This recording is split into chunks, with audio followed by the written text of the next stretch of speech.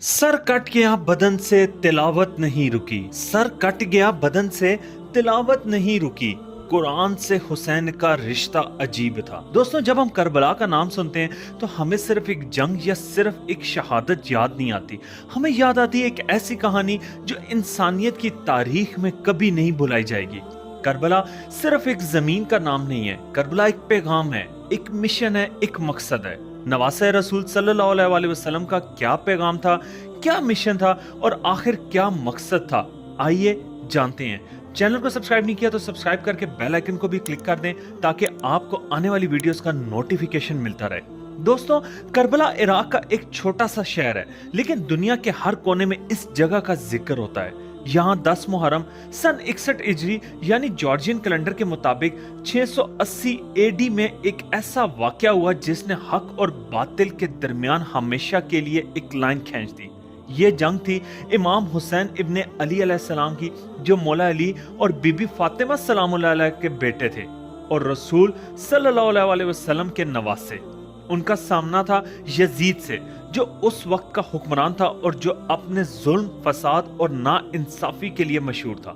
इमाम हुसैन अलैहिस्सलाम ने यजीद की हुकूमत को कबूल करने से इनकार कर दिया, क्योंकि उनके नजदीक सिर्फ एक हुक्मरान वही हो सकता है जो इंसाफ करे, हक की तरफ हो और इस्लाम की असल रूह को जिंदा रखे।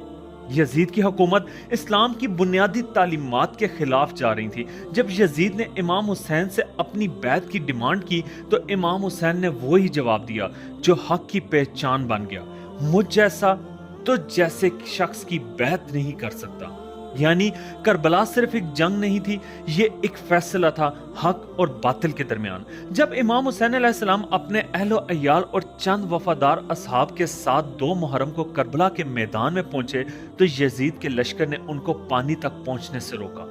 तशनगी यानी प्यास की इंतहा तक पहुंच गए मगर हक से पीछे नहीं हटे।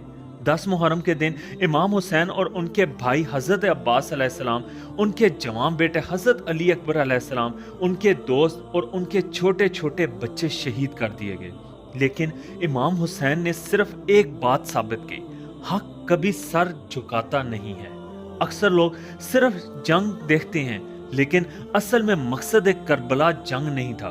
मकसद था इस्लाम की असली रूह को जिंदा रखना। मकसद था जुल्म के आगे कभी झुकना नहीं। मकसद था कि दुनिया को यह पैगाम दिया जाए कि जब जुल्म हो तो वहां खामोशी ना हो। इमाम हुसैन अलैहिस्सलाम ने करबला में अपने खून से ये लिख दिया कि खामोशी जुल्म को ताकत देती है और हक के लिए लड़ना जरूरी है, चाहे नतीजा शहादत ही क्यों ना हो। करबला हमें यह सिखाता है कि जिंदगी सिर्फ जीने का नाम नहीं, जिंदगी असल में एक मकसद के साथ जीने का नाम है। इमाम हुसैन ने दुनिया को सिखाया कि कभी गलत सिस्टम का हिस्सा मत बनो, चाहे कितनी भी मुश्किल हो। आज भी जब मुहर्रम आता है तो हम सिर्फ गम में नहीं होते, हम ये अहद करते हैं कि जब भी कहीं जुल्म होगा, जब भी कहीं हक की आवाज दबाई जाएगी तो हम इमाम हुसैन की तरह हक की तरफ खड़े होंगे, बिना डरे, बिना झुके। करबला हर इंसान के लिए एक जिंदा पैगाम है। ये पैगाम है कि दुनिया में सिस्टम बदलने के लिए कभी कभी अपनी जान भी देनी पड़ती है। ये पैगाम है कि छोटी सी फौज इतने बड़े लश्कर के सामने भी अगर हक पर हो तो वो कभी हार नहीं सकती, क्योंकि असल जीत सिर्फ मैदान की नहीं होती, असल जीत ज़मीर की होती है। दोस्तों, आज भी दुनिया में जब कभी नाइंसाफी होती है, जब कभी लोग हक के लिए खड़े होते हैं तो इमाम हुसैन का नाम लिया जाता है। करबला का मकसद सिर्फ एक था, हक को जिंदा रखना और जुल्म के सामने कभी झुकना नहीं। आपको क्या लगता है, क्या हम अपनी जिंदगी में हक के लिए खड़े हैं? तो कमेंट्स में लिखें लब्बैक या हुसैन, अगर आप भी जुल्म के खिलाफ खड़े होने का इरादा रखते हैं। अगर आपको ये वीडियो पसंद आई हो तो लाइक करें, शेयर करें और सब्सक्राइब करें सुनो ज़रा फैक्ट्स को, जहां हर कहानी फैक्ट्स और असल पैगाम के साथ समझाई जाती है। अपने प्यारों का और अपने मुल्क का ख्याल रखिए।